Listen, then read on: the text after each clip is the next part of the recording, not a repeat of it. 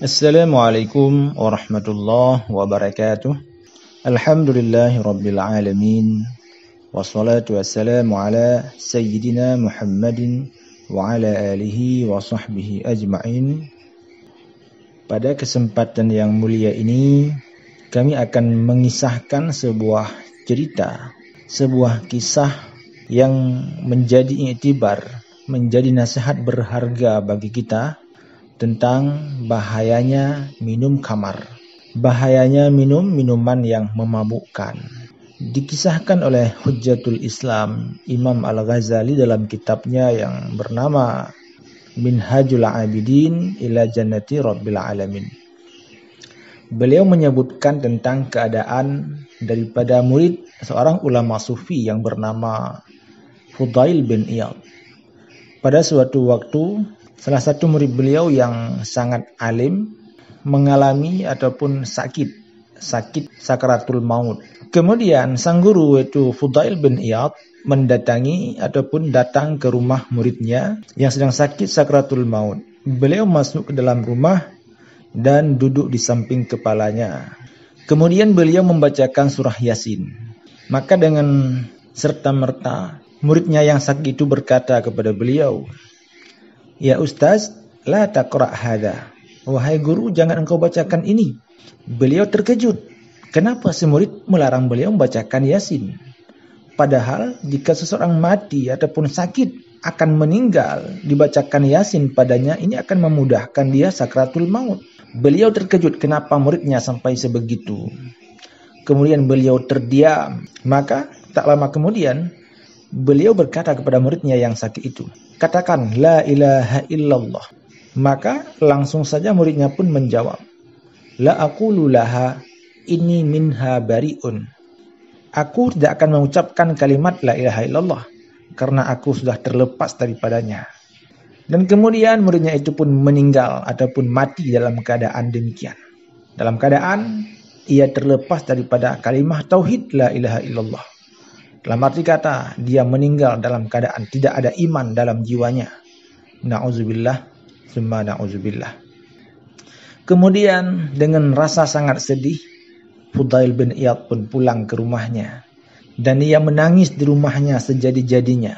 Sedih terhadap muridnya yang meninggal dalam keadaan tidak ada iman. Beliau menangis selama 40 hari, tidak pernah keluar dari rumahnya.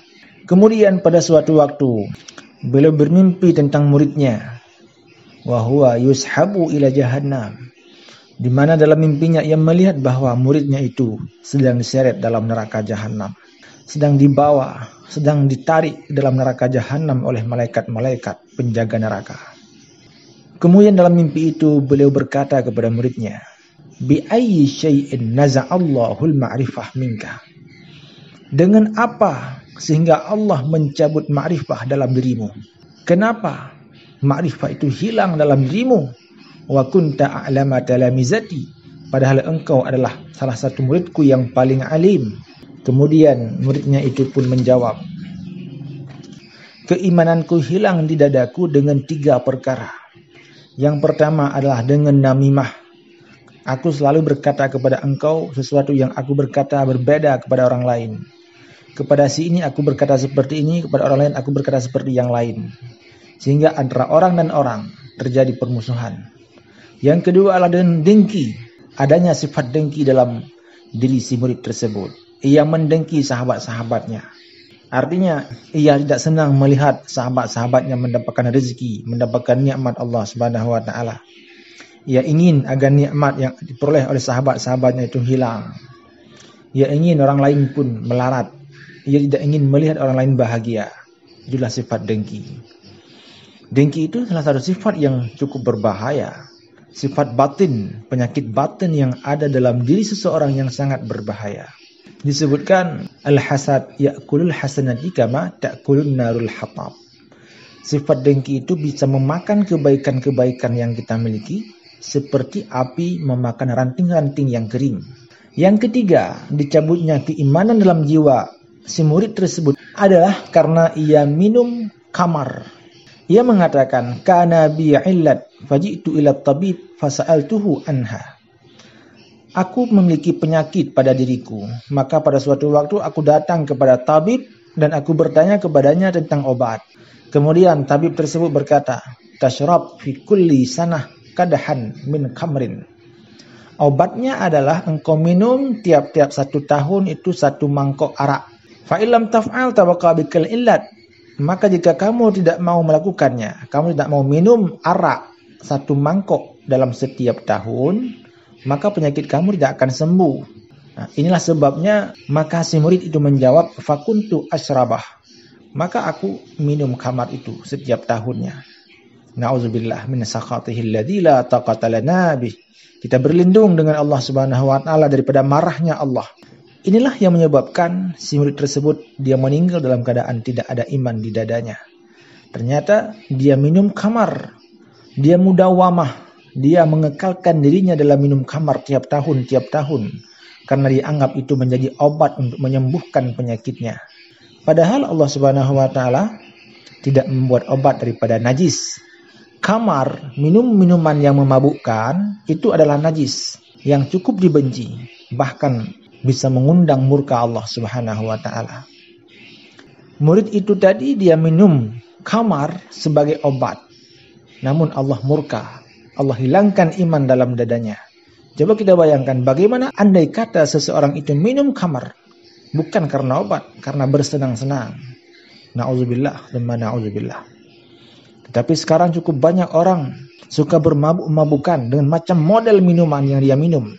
Bertemu dengan temannya, minum minuman yang memabukkan. Ketika sendirian di kamar dan tempat-tempat yang lain, dia minum minuman yang memabukkan. Na'udzubillah, summa na'udzubillah.